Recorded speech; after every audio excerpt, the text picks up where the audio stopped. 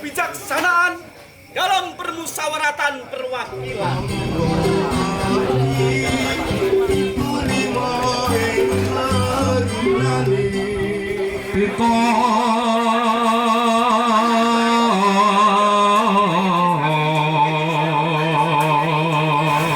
Mbah ingkang pengajeng matur suwun rawuhipun mangke saged imbet-imbet pangertosan.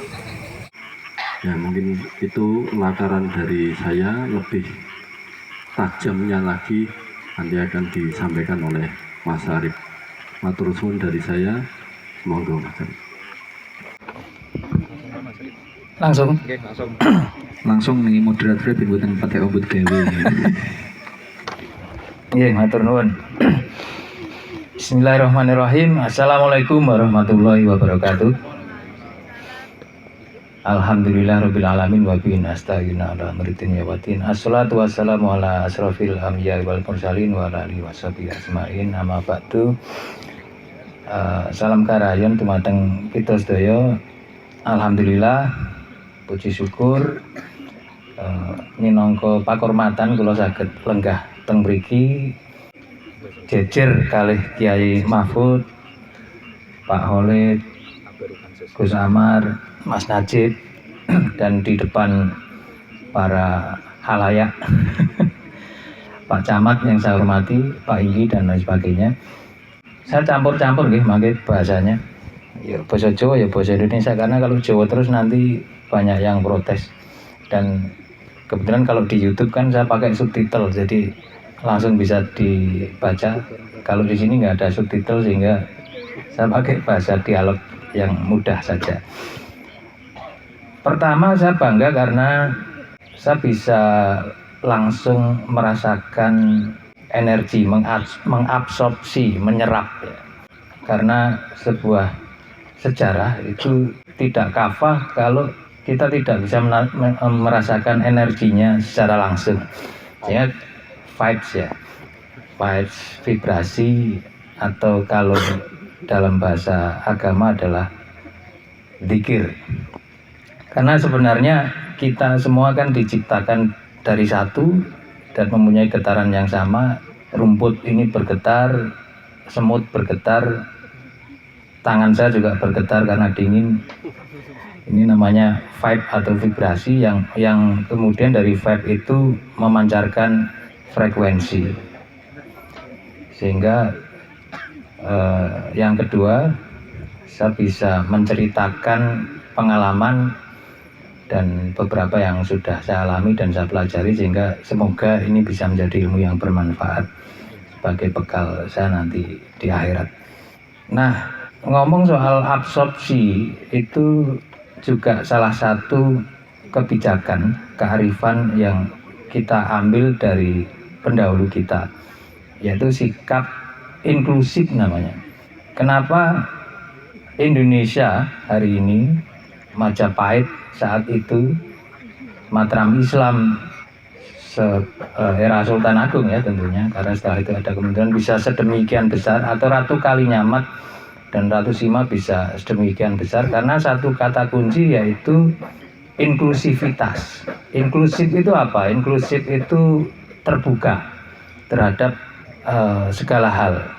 Mau belajar tidak menutup diri, sehingga salah satu hal yang bisa kita petik dari sejarah adalah sikap inklusif, tidak eksklusif, tidak hipokrit, tidak anti kritik. Karena sejarah pun itu adalah sebuah ilmu yang bukan titik. Artinya ketika ditemukan sebuah penemuan baru, ya kita harus terima bahwa oh sejarahnya memang seperti ini. Nah, sejarah sendiri itu berasal dari kata bahasa Arab syajaroh. Syajaroh itu pohon. Jadi bukan tarikh ya. Kita ngambilnya, Indonesia tidak ngambil tarikh sebagai kata-kata untuk menerangkan sejarah atau histori, tapi syajaroh. Jadi syajaroh itu sebenarnya untuk mengetahui cabang hingga ke oyot. Jadi orang kita, orang Nusantara dan orang Jawa khususnya, ini lebih kepentingannya untuk lebih mengetahui oyot. Oyot dalam hal ini oyot budaya dan oyot segalanya. Jadi oyote awake dhewe iki kondi itu lebih penting daripada tarikh atau histori.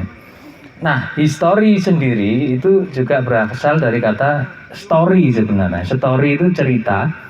Nah, ini agak patriarkis sedikit ya. His story berarti cerita dia, ini menjadi sejarah. Artinya, ngomong sejarah berarti ya kita tidak bisa meninggalkan manusianya. Kita hari ini juga akan menjadi sejarah bagi anak cucu kita besok. Sehingga dalam penyusunan itu sebenarnya bisa dikatakan ini sejarah atau cerita, itu ada satu metodologi yang menjadi kesepakatan bersama. Karena kalau cerita bapak saya tentang sejarah keluarga saya seperti ini, kemudian saya ceritakan, kan orang buktinya apa gitu kan. Sehingga peradaban ini membuat sebuah kesepakatan yang kita namakan sebagai metodologi ilmiah. Seperti penyusunan hadis pun itu kan juga melibatkan namanya perawi ya. Ada perawi, kemudian sanadnya dia seperti apa. Nah sama, sejarah sebenarnya juga seperti itu. Nah saya akan coba urai supaya kita punya landasan berpikir yang enak nanti dalam mengkritisi sesuatu. Kita tidak hipokrit tapi juga tidak asal ngamuan, karena ngamuan itu biasanya berawal dari perspektif yang kurang luas. Maka saya bantu untuk mengurai itu dalam sebuah metodologi. Metodologi sejarah itu kalau yang saya praktekkan 5, sebenarnya ada 4 tapi saya tambahi 1. Dan masih saya pakai terus itu karena saya yakin kalau kita punya alur berpikir yang enak itu akan sistematis. Yang pertama adalah manfaat. Jadi saya akan menimbang dulu ketika akan mengangkat satu topik, ini kira-kira manfaat sama mudorotnya besar mana gitu.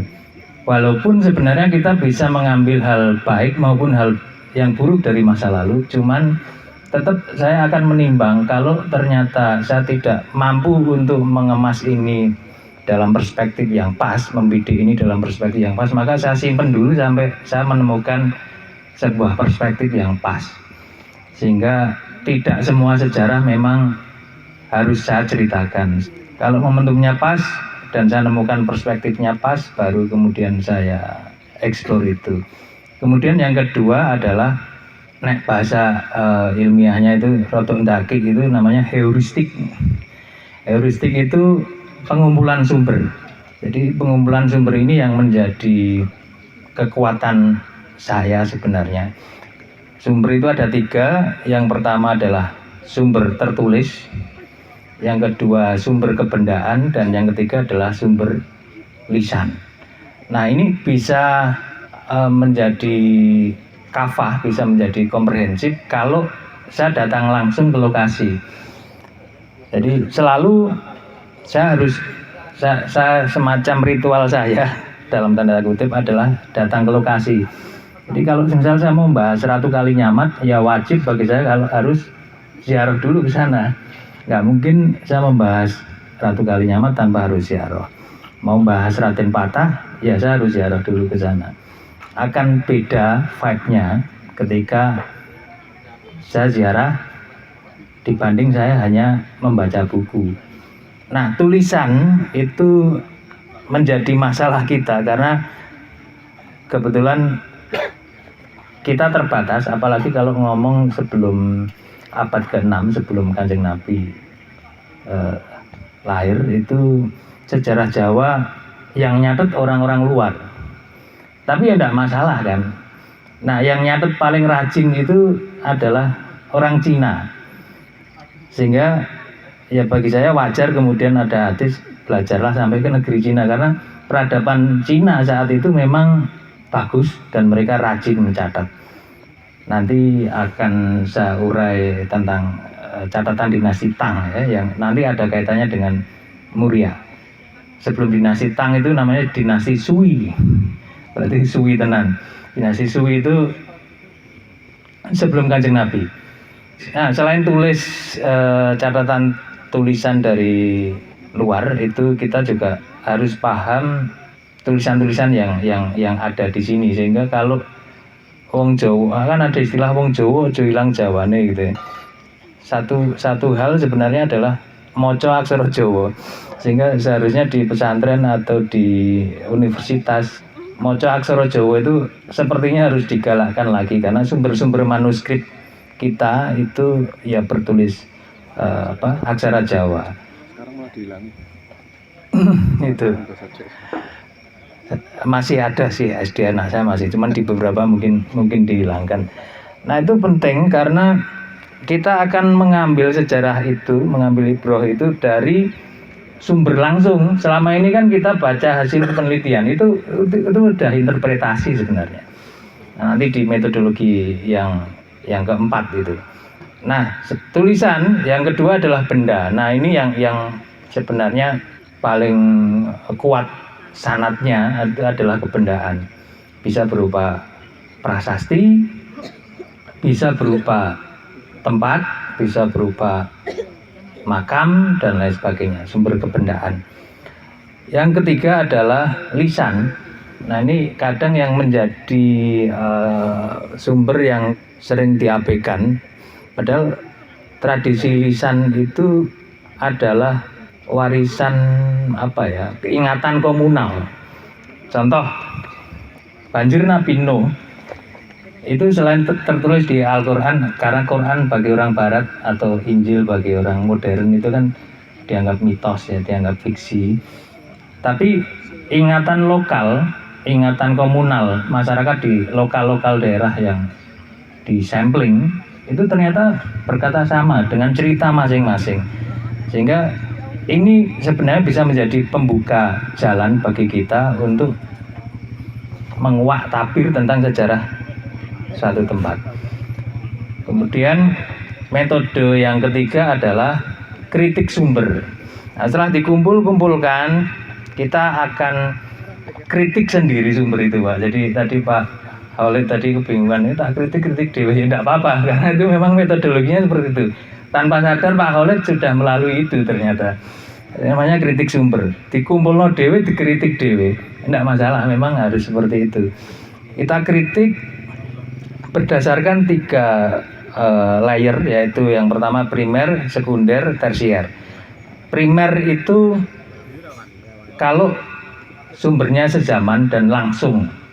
Jadi contoh kita ngomong sejarah Diponegoro, kebetulan kita punya mbah yang itu adalah pejuang Diponegoro dan cerita kepada bapak, kepada saya, maka itu bisa dianggap sumber primer.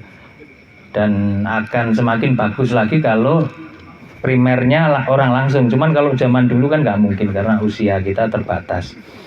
Sumber primer. Kemudian yang kedua sekunder, itu ceritanya seperti ini atau tidak sezaman. Contohnya ya, mau bedah sejarah Majapahit tentu akan tidak valid kalau saya memakai Babat Tanah Jawi karena waktunya tidak sezaman dan jauh. Tapi kalau saya bahas Mataram Islam, Sultan Agung, Mangkurat dan segala cerita yang ada di sana, ini sanatnya bagus. Maka kalau Majapahit biasa akan pakai Negara Kertagama atau Pararaton atau beberapa prasasti dan relief yang ada. Jadi sejaman tadi penting. Dan yang ketiga tersier. Tersier ini sudah perspektif peneliti.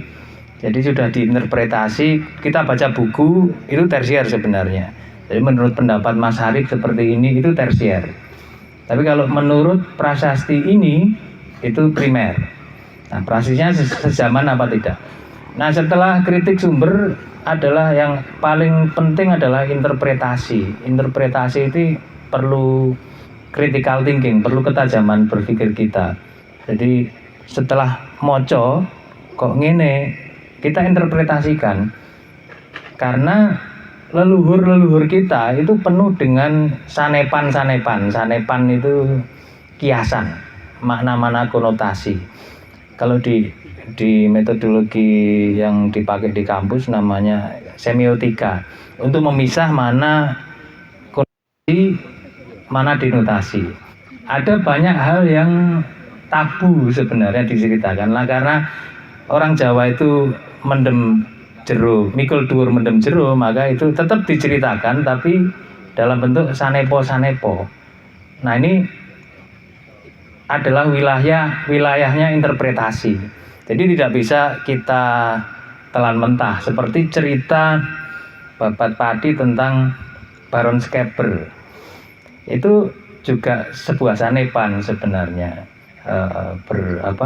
Bertempur nyelam, kuat-kuatan nyelam gitu kan. Itu sebuah sanepo. Dan ada banyak sanepo lagi yang mungkin nanti akan saya ceritakan setelah ini. Dan yang terakhir yang paling tidak bisa, rata-rata kita tidak mampu melakukan ini dengan baik adalah historiografi. Historiografi itu menyusun kembali puzzle-puzzle yang sudah kita temukan. Jadi sebenarnya ahli sejarah itu cuman nyusun, jadi dia cuman mungut-mungut puzzle-puzzle itu menjadi sebuah bentuk. Dan oh ternyata gambaran besarnya seperti ini. Oh ternyata gambaran tentang Muria itu seperti ini. Nah dari itu maka saya akan bisa bercerita Meru itu asalnya dari mana. Saya mulai dari Meru ya. Jadi Meru itu berasal dari mitologi Hindu sebenarnya, di mana dalam kepercayaan Hindu itu ada tempat tinggi yang menjadi alat komunikasi antara manusia dengan dewa, namanya Meru. Nah, tingginya itu adalah 1 juta meter. Nah, Meru itu kemudian diterjemahkan dalam bentuk gunung-gunung tertinggi yang ada di wilayah itu. Nah, kemudian kalau di Tibet kan ada Everest ya, dan di Jawa saat ini kalau tertinggi di Jawa Semeru hari ini. Semeru tertinggi di Jawa hari ini. Tapi pada masa lalu kita tidak tahu apakah salah satunya adalah Gunung Muria. Bisa jadi karena Jawa itu begitu hebat, begitu dikenal oleh masyarakat luar saat itu. Ternyata saat peradabannya tidak jauh-jauh dari Gunung Muria. Nah, satu hal yang pernah saya teliti dan saya terjun langsung ke lokasi-lokasi yang menurut saya penting itu adalah keberadaan Selat Muria. Di mana saat ini mungkin masih ada yang tidak percaya, tapi ya enggak apa-apa. Percaya atau tidak itu kan hak. Itu semacam iman. Tapi kalau saya sudah mengutarakan metodologi saya dan ini ya saya sudah selesai tugas saya untuk menyampaikan itu. Jadi teman-teman dan poros derek yang hadir di sini, Pulau Muria dengan Pulau Jawa itu awalnya dulu terpisah. Jadi ada letusan besar di sana yang mengakibatkan beberapa pecahan di sekitar Muria. Salah satunya adalah Pati Ayam. Jadi Pati Ayam itu juga merupakan satu pulau terpisah dari Pulau Muria, dan ada juga satu pegunungan di sana, gunung apa namanya tuh? Yang di sebelah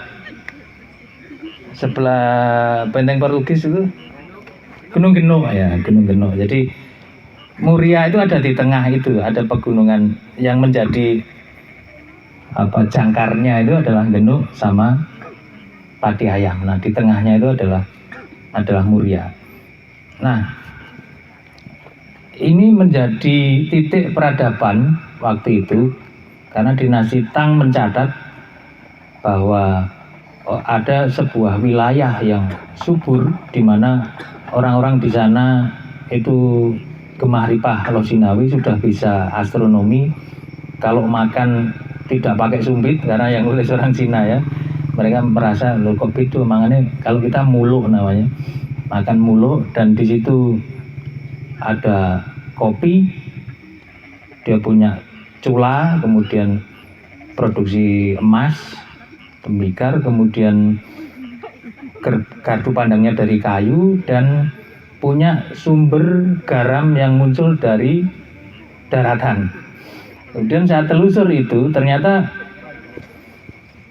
itu di wilayah Selat Muria.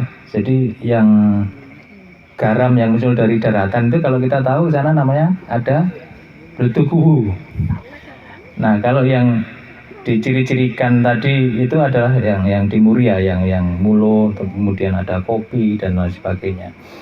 Kemudian dinasti Tang juga menyebutkan bahwa pada saat itu ratunya itu sangat tegas, yang mungkin kita menganggap ini sebuah legenda, tapi saya telusur ternyata itu ada catatan historisnya, di mana ada komunitas namanya Dazi, itu dari Sumatera. Nah, kemungkinan Dazi itu adalah komunitas Muslim yang mengetes supremasi hukum Ratu Sima waktu itu dengan menaruh sebuah tas yang berisi emas, di mana ada aturan tegas di kerajaan Kalingga, atau mungkin nanti kurang tepat Kalingga, saya nyebutnya mungkin nanti Kalingan, yang nanti ada toponiminya dengan Keling, Pak ya. Tapi untuk saat ini saya sebut Kalingga dulu supaya teman-teman bisa menerima dengan baik. Tas itu ditaruh, di mana aturan di Kalingga saat itu hukum mencuri itu dipotong. Nah, kalau kita tarik hukuman ini kan mirip-mirip dengan hukum yang ada di Arab ya, di Arab waktu itu dipotong. Entah itu kerabat keraton atau rakyat jelata, tetap ditegakkan. Nah, ternyata tas itu diukre-ukre gitu ya, pakai sikil. Nah, yang ukre-ukre itu anaknya Ratu Sima sendiri.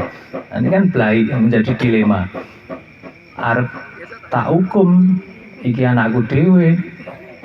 Wong kudune dhewe malah iso dadi gubernur, malah tak hukum kok sikile piye kan gitu. Kan repot. Tumpak nojet iso mlaku-mlaku iki malah kudu tak hukum, kan repot.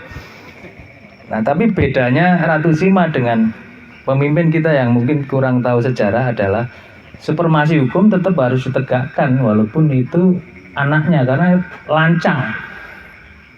Jadi mungkin saya menggambarkan Kalingga atau Kalingan waktu itu seperti Jepang ya, dimana kalau kita meninggalkan HP katakanlah di stasiun itu nggak akan ada yang ngambil, karena memang itu bukan haknya. Ngutek-utek aja itu harus dihukum. Nah, akhirnya tetap itu ditegakkan, kakinya dipotong. Nah, karena ketegasan itulah akhirnya kawentar. Cerita ini menjadi cerita yang menarik bagi utusan dinasti Tang saat itu, sehingga ditulis dalam sejarah dan dilaporkan di dinasti Tang. Teman-teman bisa akses itu, sudah ditransliterasi menjadi bahasa Inggris ya. Jadi tidak perlu moco tulisan yang angil-angil itu. Kalau mungkin mau riset itu di Universitas Nasional Singapura. Nanti coba diakses di situ. Sudah diurut, jadi enak. Seperti saya menelisik sejarah Syekh Jumadil Kubro itu, saya dapat dari situ juga enak. Jadi menjadi kafah komplit karena ada yang melengkapi. Nah, saya kembali ke itu dulu, ke Ratu Sima. Nah, peradaban waktu itu eranya kira-kira sejaman dengan Kanjeng Nabi. Karena Kanjeng Nabi itu lahirnya adalah 571 Masehi kurang lebih, kalau kita Maseikan ya. Hari Senin 20 April, kebetulan itu tanggal lahir saya. Sebuah anugerah, sebuah kebanggaan, saya bangga tenan ya. Senin juga, hari Senin, jadi 571 itu Kanjeng Nabi lahir, sehingga kalau sedone di yuswa 60 kan berarti 630 ya, kurang lebih segitu. Nah, itu era Ratu Sima. Nah, agamanya apa? Ini spekulatif, kita boleh berdebat soal itu, tapi dari beberapa catatan Ising itu seorang pendeta Buddha, itu mencatat dia pernah berguru ke sini. Nah, kita tahu di Sumatera nanti akan ada sebuah kerajaan besar yang bernama Sriwijaya. Tapi yang perlu diingat, Buddha saat itu beda dengan Buddha era Borobudur ya. Borobudur itu adalah Buddha Mahayana, sedangkan yang di sini orang kenal namanya Buddha Hinayana. Yang menjadi beda adalah mereka tidak percaya dengan Pantheon. Pantheon itu dewa-dewa yang banyak. dalam bahasa ilmiahnya adalah Buddha yang monoteis, dan mereka tidak percaya adanya reinkarnasi. Yang mereka kenal adalah nirwana. Nirwana itu apa? Swarga, surga, jannah. Jadi saya pikir loh kok mirip gitu. Nah, masalahnya mungkin utusan Rasulullah saat itu mungkin belum sampai sini, sehingga ya kita masih bisa debatkan soal agamanya apa. Tapi yang jelas satu hal yang bisa kita ambil dari kisah pendahulu kita yang mungkin lokasinya saat ini menjadi tempat duduk kita, menjadi tempat diskusi kita hari ini adalah seorang tokoh yang sangat taat terhadap aturan. Nah, dalam konsep Jawa itu kan ada namanya memayu hayuning bawono. Memayu hayuning bawono itu kan mempercantik kehidupan di bumi sebagai khalifah fil ard, sebagai wakil Tuhan di muka bumi. Kan berarti salah satu tugasnya kan membuat undang-undang yang baik, sehingga kalau anggota dewan tidak paham konsep memayu hayuning bawono, bahkan untuk jangankan potong kaki, untuk membuat RUU perampasan aset katakanlah tidak berani, ya mungkin belum kafah pemahamannya tentang memayu hayuning bawono, dan perlu belajar sejarah lagi. Karena gini, sejarah itu sebenarnya mengajarkan tentang hal-hal baik yang kita bisa pelajari dari masa lalu. Kita coba telisik semua agama, entah itu Islam, Kristen, Buddha, Hindu, rata-rata kitab sucinya berbicara tentang sejarah, supaya kita tahu kejadian di masa lalu, mengambil yang baik dari hal itu dan meninggalkan yang buruk. Paling terkenal kisah Ramayana lah ya, kisah Ramayana dan Mahabharata itu kan cerita, tapi orang bisa mengambil, oh ternyata kalau kita melakukan seperti ini nanti hukumannya seperti ini. Dulu pernah ada cerita ini, oh berarti kita jangan lakukan. Nah, sehingga ngomong Ramayana ini adalah era selanjutnya, di era Indianisasi namanya saya sebut ya. Jadi di Jawa itu sebelum datang pengaruh India, kita menganut ajaran monoteis yang kalau almarhum Pak Agus Sunyoto menyebut kapitayan ya. Tan keno kinoyo ngopo. Jadi Tuhan itu tidak bisa digambarkan dan tidak bisa disamakan dengan makhluk. Nah, kemudian ada Indianisasi itu datang karena kita itu bersikap terbuka, mau menerima apapun walaupun ada plus minusnya ya, tapi kita ambil plusnya, yaitu kita mau belajar apapun dari luar, kita serap, sehingga kita kenal akhirnya keraton-keraton, kerajaan-kerajaan di mana asalnya itu kan Wanua, raja-raja kecil dipimpin oleh rakai, kemudian ada pengaruh itu, kemudian ada namanya maharaja yang menguasai raja-raja kecil tadi. Nah, ini dimulai dari putu buyutnya Ratu Sima, namanya Sanjaya. Sanjaya itu sebenarnya adalah turunan Kalingga dan blasteran Sunda. Ya, tapi sebenarnya waktu itu juga nggak ada Jawa Sunda karena bahasanya masih sama. Awalnya Austronesia, kemudian Sansekerta, kemudian karena mereka suka di gunung-gunung dan kita lebih suka ke pantai-pantai, merantau gitu, akhirnya suwi gak ketemu mana bosone wis beda. Karena kesepakatan, bahasa itu kan sebenarnya kesepakatan ya. Ini bisa diarani watu.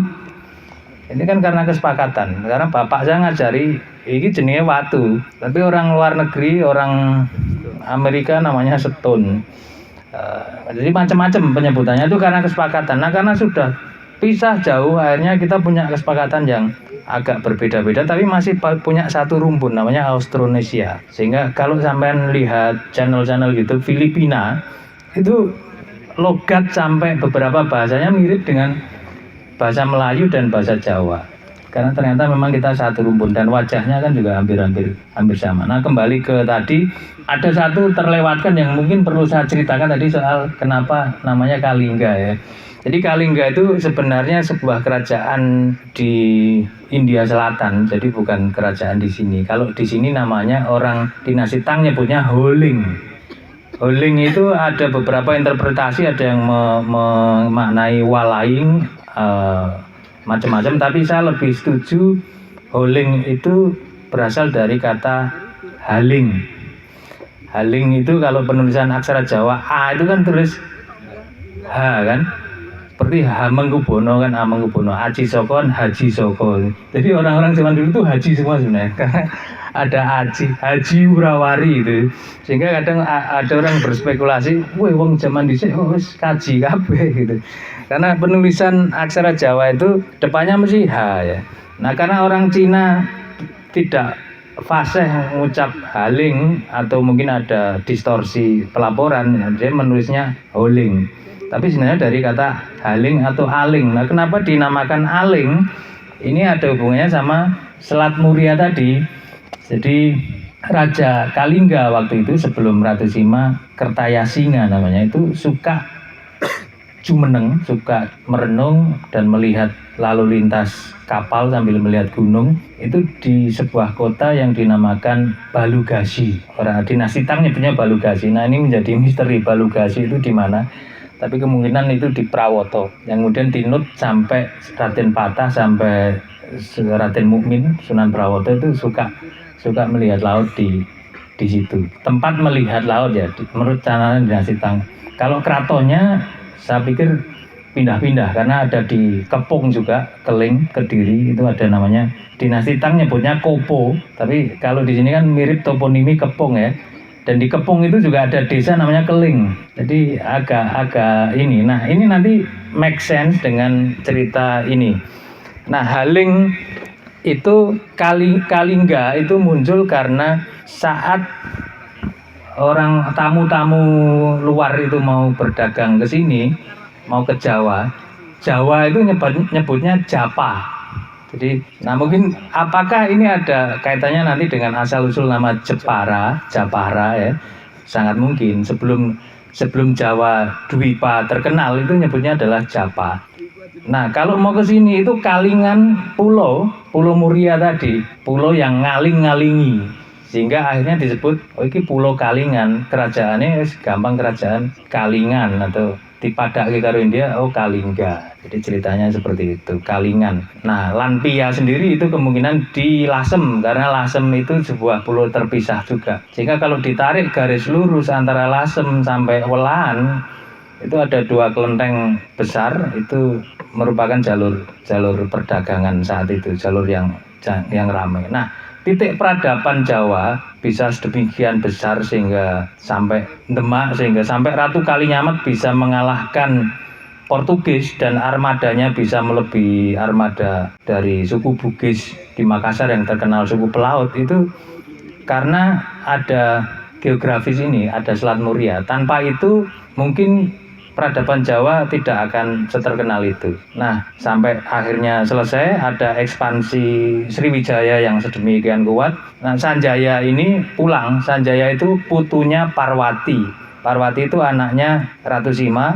Parwati itu nama panjangnya adalah Parwati Tunggal Pratiwi. Sehingga kita kenal sekarang namanya Ibu Pertiwi. Nah, asal-usulnya dari situ juga. Pertiwi itu adalah tanah, ya, ibu, tanah air. Nah, Kalingga Pratiwi ini punya anak Brontoseno, tapi dalam bahasa itu dulu kan penyebutannya tidak O ya, tapi A, Brantasena. Nah, Brantasena mempunyai anak Sanjaya. Nah, Sanjaya ini kemudian mendapat bagian kerajaan Kalingga Utara, sedangkan satunya saya lupa namanya, Rakyan siapa itu, mendapat bagian kerajaan Kalingga Selatan yang sampai ke Keling Kediri tadi. Nah, kalau yang di sini sampai ke Pekalongan ke sana sampai Jawa Barat, karena Galuh, Sunda Galuh waktu itu diwariskan juga ke Sanjaya.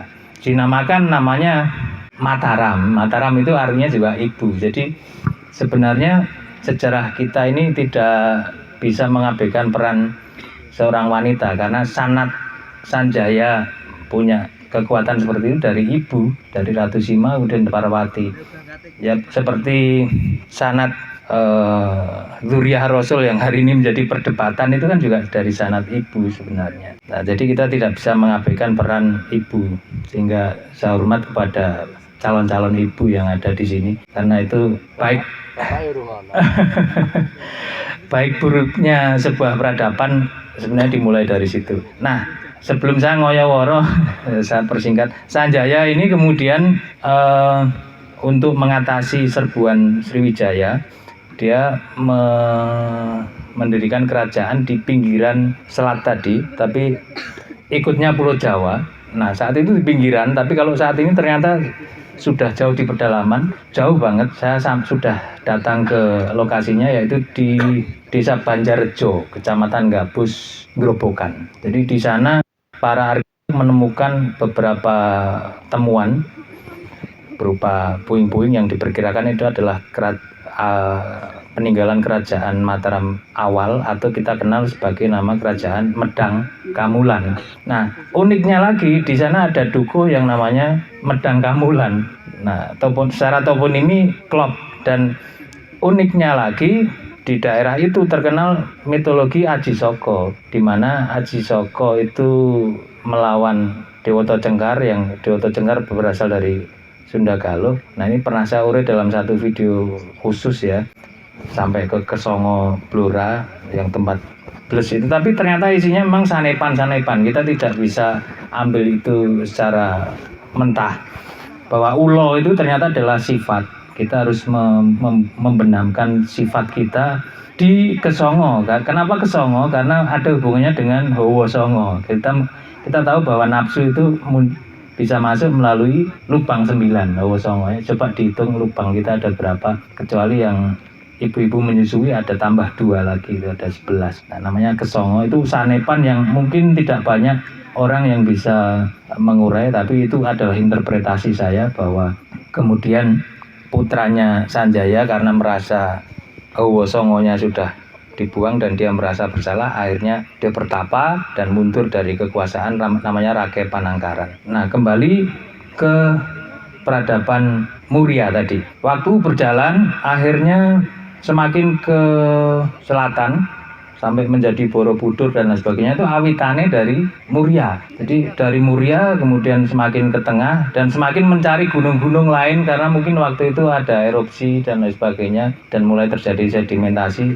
mencari gunung-gunung yang lebih tinggi. Sehingga kita kenal ada Dieng, dataran tinggi Dieng juga dibanguni, itu era Sanjaya. Kemudian di Semarang ada Candi Gedung Songo, itu juga di pegunungan dingin seperti ini. Dan era Samaratungga itu Borobudur, kemudian Rakai Pikatan di Prambanan, kemudian karena ada letusan lagi Muria, letusan Merapi, kemudian pindah lagi Empu Sindok ke Jawa Timur, turun-turun ke Erlangga, Kahuripan, kemudian sampai Jayabaya, kemudian turun lagi ke Narok, Singosari, sampai terakhir adalah Kertanegara yang menganut Bhairawa Tantra, penggabungan antara Hindu Siwa dan Buddha Mahayana, dan akhirnya Raden Wijaya, kemudian puncak kejayaan Majapahit, Hayam Wuruk, kemudian ada Paregreg yang nanti itu kita ada kaitannya dengan nama Damar Wulan ya. Kemudian Majapahit menjadi surut karena konflik internal dan dia meninggalkan budaya maritim, dia semakin ke dalam, ke Doho ya, ke Kediri waktu itu, dan ada sedimentasi Sungai Brantas itu sehingga mereka menjadi terisolasi. Dan akhirnya muncul satu kerajaan baru namanya Gelagahwangi. Jadi lautnya itu tadi sudah menjadi rawa-rawa, yang awalnya Selat Muria menjadi rawa-rawa, dan kita kenal kemudian menjadi nama Kasultanan Demak. Nah, Kasultanan Demak menjadi ngrembaka sedemikian rupa ini juga karena rawa-rawa itu. Nah, kenapa masjidnya di situ? Ini sebagai bentuk syiar legitimasi bahwa Muslim sudah ditancapkan di situ, dan sebagai musola lah ya, kalau itu dulu mungkin belum masjid, karena atau kalau sudah dipakai Jumatan kan berarti sudah masjid. Jadi punya pelabuhan saat itu sama dengan punya airport sekarang, sehingga akhirnya dijadikan ke sana. Nah, menjadi mundur lagi ketika ada konflik internal. Jadi dalam sejarah sebenarnya konflik-konflik itu hampir tidak ada konflik agama. Agama itu hanya menjadi balutan saja, tapi konflik kekuasaan sebenarnya. Jadi bahkan runtuhnya Majapahit itu bukan diserang Demak, tapi konflik sendiri antara Bri Kertabumi dan Gerindrawardana, yaitu mantunya, yang dia mengangkat anaknya namanya Suwita. Nah, Demak sendiri juga seperti itu, perang-perang sendiri sesama Islam, kemudian runtuh menjadi Pajang, menjadi Mataram Islam. Nah, apa yang bisa kita ambil dari sini? Satu tadi tentang supremasi hukum itu yang baik. Kemudian yang kedua yang jelek yang tidak perlu kita ulangi adalah konflik kekuasaan, di mana kalau kita menghalalkan segala cara untuk mencapai sesuatu dengan mengesampingkan supremasi hukum, sejarah sudah membuktikan Sokro Manggilingane akan berputar dan runtuh. Yang membuat saya merinding hari ini, setiap ada ontran-ontran atau kedoliman itu mesti disusul dengan namanya pralaya. Kalau kita belajar dari situ, supremasi hukum itu penting dan tetap harus ditegakkan, seperti yang dicontohkan oleh pendahulu kita, dan sudah dicontohkan juga ketika supremasi hukum diterak untuk melanggengkan kekuasaan, efeknya luar biasa. Satu itu. Yang kedua kemudian adalah budaya maritim. Jadi ini juga ditinggalkan. Jadi gunung laut itu tidak bisa terpisahkan dari kita. Artinya apa? Kita tetap harus menjunjung budaya, tapi kita tidak boleh menutup diri dari dunia luar, inklusivitas tadi. Nah, kalau kita tarik ke era sekarang, saya tidak ingin belajar sejarah tapi kemudian overproud. Overproud itu terlalu bangga, tapi ketika ditakoi lah terus nek wis ngerti sejarah ke arep lapo, cuman nolah-noleh. Ini jangan sampai terjadi di kita. Leluhur kita sudah mencontohkan sebuah aksara, namanya adalah aksara swara. Aksara swara itu selain huruf Jawa, aksara Jawa yang kita kenal sekarang itu ada lagi namanya aksara swara, itu untuk mengakomodir kosakata luar yang tidak bisa ditulis oleh aksara Jawa. Kreatifnya leluhur kita seperti itu. Arapegon itu kan juga sama, mengakomodir kata-kata Arab yang tidak bisa ditulis di bahasa Jawa. Go gitu kan nggak ada. Nah, itu di Arapegon. Nah, aksara swara ini memberi pelajaran bahwa kita harus mau belajar ilmu baru. Kalau orang zaman dulu bisa membangun Borobudur, kemudian bisa mempunyai armada kapal yang kuat di era Ratu Sima hingga era Ratu Kalinyamat, maka apa yang kita bisa petik hari ini? Teknologi. Jadi mbak-mbak udah pulang, hati-hati di jalan. Saya ingat petua Cak Nun ya, dan itu masih nancep bener di saya untuk mengajari anak itu 4 hal. Satu yang tidak mau harus dilakukan adalah akhlakul karimah, itu sebagai pondasi. Yang kemudian yang kedua adalah militer. Militer ini kalau kita petik adalah kedisiplinan. Tanpa disiplin, tanpa istiqomah, tanpa konsistensi, tanpa sesuatu yang kita ulang-ulang tiap hari, hal-hal baik yang kita ulang tiap hari, ya kita nggak akan bisa merubah budaya.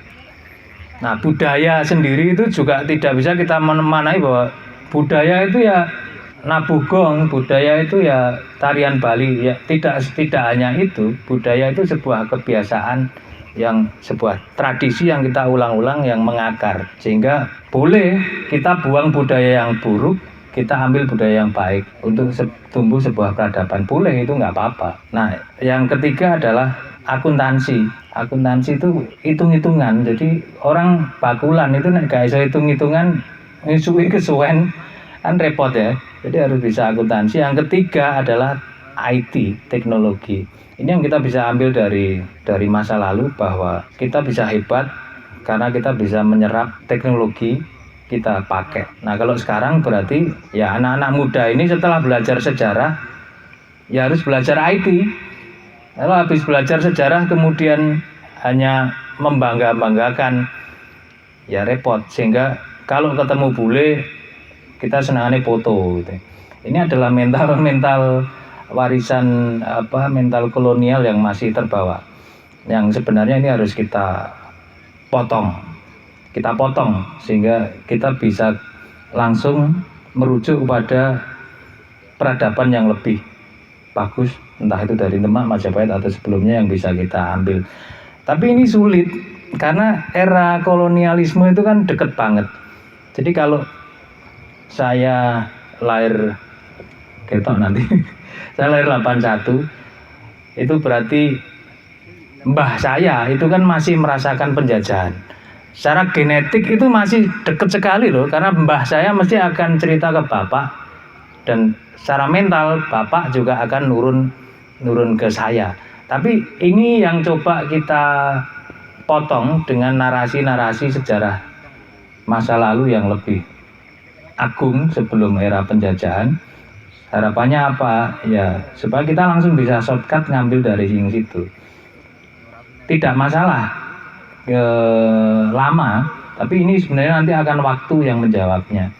Nah, yang saya inginkan adalah percepatan sebenarnya. Kalau percepatan ya berarti ya semakin banyak narasi-narasi bagus yang kita berikan. Harapannya supaya tidak overbroad, supaya hanya tidak sekedar njaluk foto kalau ada bule kesini, tapi benar-benar membuktikan bahwa kita lebih unggul. Motivasinya apa? Leluhurku memang dulu lebih unggul dari kamu gitu ya. Seperti reaction ya, Alif Bata itu direaksi oleh bule, gue senengnya banget gitu. Sebenarnya ya nggak perlu gitu-gitu amat. Atau kalau saya sebagai konten kreator berbahasa Jawa di medsos itu dibully kiri kanan, deso dan lain sebagainya, tidak nasionalis. Tapi coba londo kampung ngomong, wah wong bule iso ngomong. Tapi nek wong Jawa dhewe ngomong Jawa dinyai. Padahal ini adalah sebenarnya ya, mungkin saya share di sini, itu adalah sebuah perlawanan saya terhadap Jakarta sentris. Karena konten kreator kalau nggak ngomong lu gue kayaknya kok nggak bisa. Ini ya, akhirnya ya sekalian karena saya medok, saya nggak pinter lu gue ya sisan bahasa Jawa. Nah seperti itu. Saya pikir itu pemantik dari saya tentang banyak hal tadi. Sorry kalau lompat-lompat, tapi semoga bisa ditangkap dan girohnya bisa tertular. Matur nuwun. Terima kasih Mas Arif atas sampean yang luar biasa. Maka dari itu dengan adanya pertemuan-pertemuan seperti ini saya sangat-sangat senang sekali, walaupun kita komen sidik gak apa-apa. Tapi ini merupakan kewajiban kita semua untuk kembali merekonsiliasi pada apa yang sudah diwariskan oleh leluhur kita terdahulu. Artinya kita harus membangun kembali fase-fase itu, kita harus nepuk-nepuk meneh. Kita memahami itu bukan hanya dari segi meneliti secara kebendaan, tidak, tetapi kita memahami juga dari budaya yang ditinggalkannya. Budaya yang di situ mengakar dan menjadi kebiasaan sehingga membentuk kearifan-kearifan lokal. Contoh misalkan adat ning kene opo, misalnya Arab ono mongso opo bancaan dan lain sebagainya lah. Ini merupakan salah satu cara untuk membangun komunikasi kosmis atau komunikasi secara universal. Nah ini contoh begitu. Nah nanti jenengan bisa pahami pola-polanya itu dan kemudian nanti dirumuskan, dicari. Ini nanti akan ketemu. Nah ini nanti ketika terangkai dengan apa yang sudah ditinggalkan itu, maka menjadi sebuah kesimpulan pengetahuan yang sangat luar biasa. Mungkin itu yang bisa saya sampaikan. Untuk selebihnya bisa kita lanjutkan melalui diskusi. Kurang lebihnya saya mohon maaf. Assalamualaikum warahmatullahi wabarakatuh.